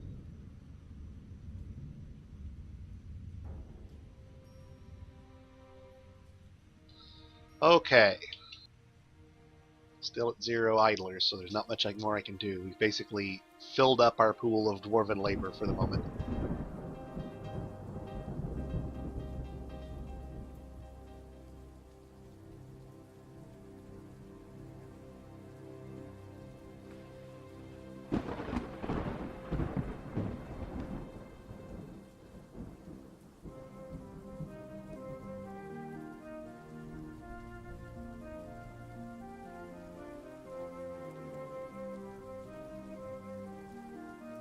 Now, this height is probably a good spot to start thinking about masons. Since we're already bringing water in on this floor, this is probably a good floor to start to put our masons up and have them working here. The reason we're doing it so high up in the fortress instead of deeper, since I know folks are going to wonder, well, why up this high if you're going to have more stone produced down lower? And the answer is because I'm also going to bring water in and magma up at some point, and in order to do that, I would like to kind of meet in the middle a little bit. So this is a good spot where I can dig down a bit adjacent to this area, and we'll build ourselves an obsidian caster. So we'll put in some mechanics workshops on this floor along with the masons, and on the floor below we'll stick crafts dwarfs workshops, which will handle our bone and wood and stone crafting. So this will be our crafts dwarfs workshops here. Keep in mind, I'm not actually using these workshops, I'm just getting them designated out. We're producing very, very little wealth. Raw materials, food, stone, that's it. I'm intentionally avoiding the creation of wealth in order to keep our potential for early attacks low. Now, it won't postpone it forever. You will cross the threshold at some point. So, you need to be ready for it. But you can delay it a little bit if you don't go full on into producing stone crafts right off the bat, for example. And I tend to keep my wealth low, at least till the first caravan. Till at least I still steal the first caravan, and then I'll turn around and start cranking out wealth. But that gives me time to get a rudimentary fort up and running.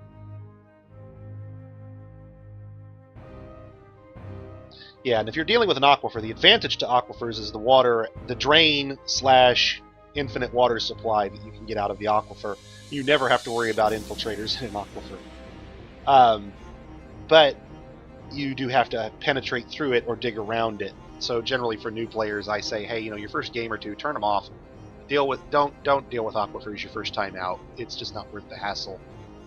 Learn to play first, then go back if you think that aquifers are going to be a useful or interesting addition and add them. There are advantages to having them. I've had partial aquifers and used it for powering my millstones, for example, because you can have the aquifer generating flow.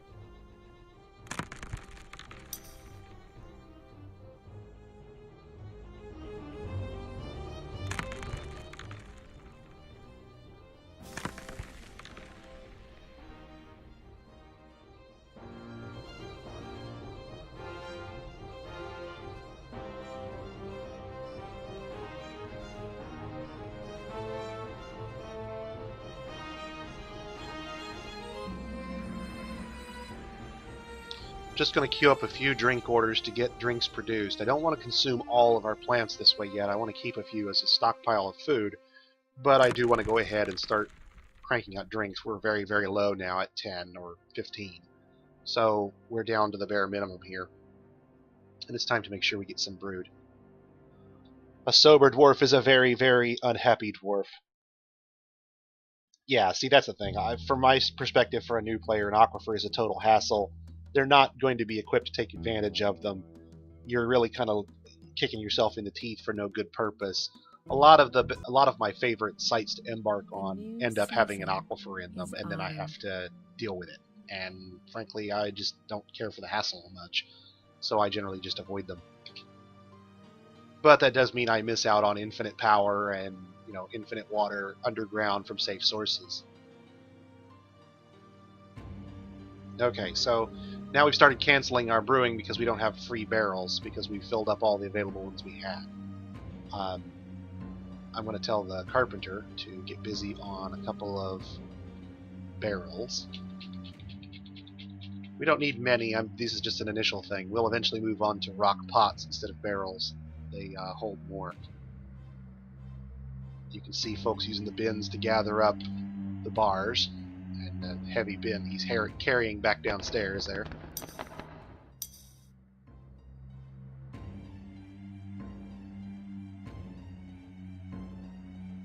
You dwarven bastard will take me alive.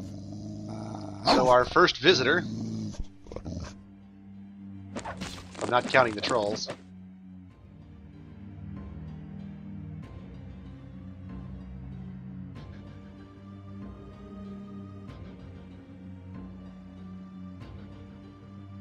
The kobold thief did not survive his encounter.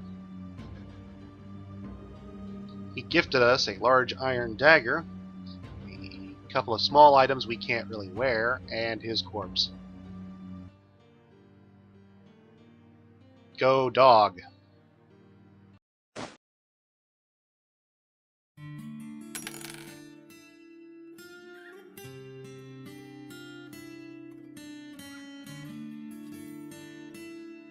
And we're starting to move the thread underground, which means the last of the items is now starting to move into the fortress. And all of our stuff will be underground where I want it. Underground is safe, underground is secure, that's the goal. So, these rudimentary beds we have here, we can go ahead and start getting rid of those.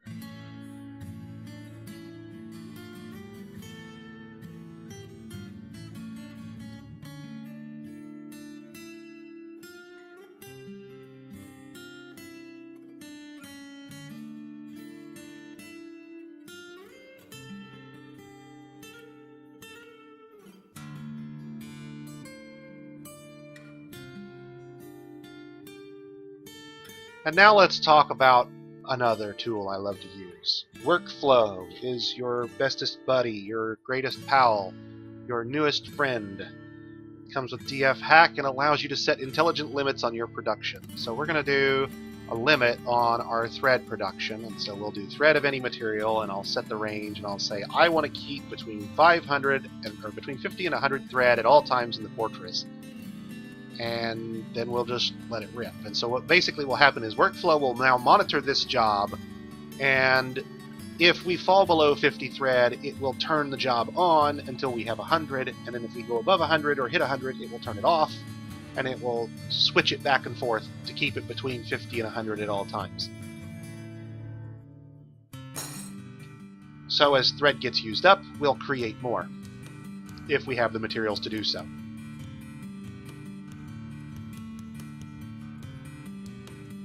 Likewise, we'll put in a brewing job once we have the supplies to brew with, and we'll put that on repeat as well for the same reason.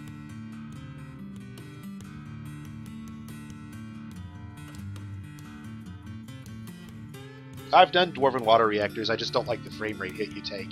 If it weren't for the frame rate hit, I would do a lot of things with water that I generally avoid. If you start moving around lots of water, lots of mist, your frame rate takes a nosedive in a hurry.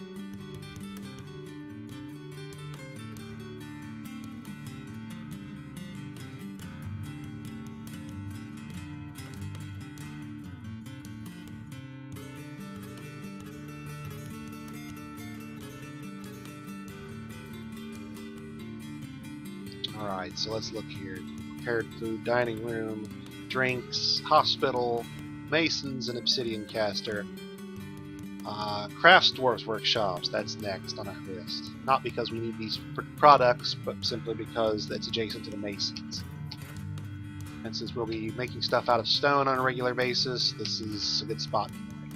And because these guys are here, the next floor down is going to be where we'll store our bones and similar refuse. And then the floor below that, we'll store wood.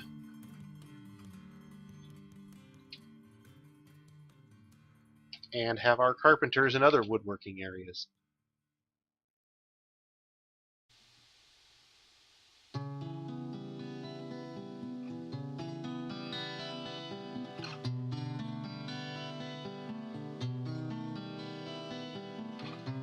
So So now it looks like they've finished the well excavation, so our well is ready to go. We do need to get a floodgate built, we do need to get a grate built, and once we've got those, we're ready to open them up. So let's make sure our mason is doing something productive. Let's get him building our grate and our floodgate. And now we know we're set in those for those.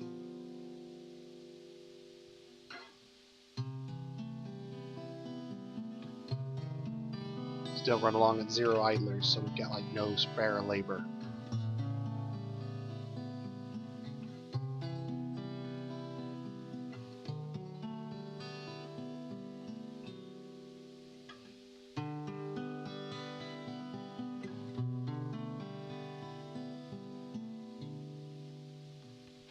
Again, and we get screen to check, and it looks like we've got people storing stuff. Good. Our first kitten. Now it's time to talk about Auto Butcher. In the Animals screen, Shift B will allow me to start up the Auto Butcher plugin. This is another DF hack tool, and like Workflow, it allows you to maintain quantities of supplies in your fortress. However, in this case, the supplies run around on 4 legs. So what it will do is monitor the population of my animals and butcher them in an intelligent fashion if they exceed whatever limits I set. So for example, I can say I want to start auto watch, I want to start auto butcher, and you'll notice it immediately populates with all of my animals. Okay? But you'll notice it started off and saying, oops, we're going to butcher some of your dogs. Well, I don't really want those dogs butchered. These are just default populations, so it will start off and allow these populations, and the dogs exceed it here, so it will butcher the excess. When possible, it will butcher the oldest adults first, and it will butcher the youngest kids first, thereby giving the kids a chance to grow up and giving the adults a chance to survive for a bit before they're used up. Thereby trying to avoid old age death on your animals and trying to avoid the circumstance where it keeps butchering all the kids and your adults all die out. So we don't want this to be the way it is. These races are kind of what we want to keep. So the way we're going to do this is I'm going to go through each race and I'm going to set the whole row to something like 40 for all those things I want to keep. So cats, 40, dogs, 40, sheep, 40. But I really don't want any mules, so that race is going to be 0. I don't want any yaks, so that race is going to be 0. And I want to cancel the butchering of my dogs, so I'll turn that off. And so now what I've done is I've told Auto Butcher I want to have 40 female kids, 40 male kids, 40 female adults, 40 male adults. Holy cow, that's a lot of animals. In fact, it's way, way too